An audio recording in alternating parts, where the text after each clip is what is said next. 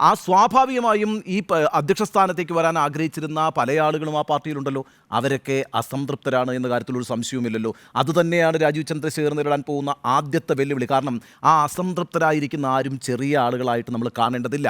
ഇപ്പോൾ M T Ramesh Krishnadas പക്ഷത്തിൻ്റെ backup ഉള്ള വലിയ പ്രധാനപ്പെട്ട നേതാവാണ്. അദ്ദേഹം എത്രയോ കാലമായിട്ട് ജനറൽ സെക്രട്ടറി ആയിട്ടിരിക്കുന്നു. ഒരു പ്രാവശ്യം കണ്ട് ഉപാധ്യക്ഷനായിട്ടുണ്ട് എന്നുള്ളത് ഒഴിച്ചാൽ വലിയ പദവിയിലേക്കൊന്നും അദ്ദേഹം വന്നിട്ടില്ല. പാർലമെന്ററി പദവിയിലേക്കും വന്നിട്ടില്ല. അദ്ദേഹം ജയിച്ചു വന്നിട്ടില്ല, മത്സരിച്ചിട്ടുണ്ട്. എങ്കിൽ കൂടിയും അദ്ദേഹത്തിന് കേന്ദ്രത്തിൽ വലിയ പദവിയൊന്നും ലഭിച്ചിട്ടുമില്ല. അപ്പോൾ എം ടി രമേശിനെ പോലൊരാൾ അധ്യക്ഷനാകാതെ പോയതിനകത്ത് കൃഷ്ണദാസ് പക്ഷത്തിന് അതൃപ്തിയുണ്ടെന്ന്.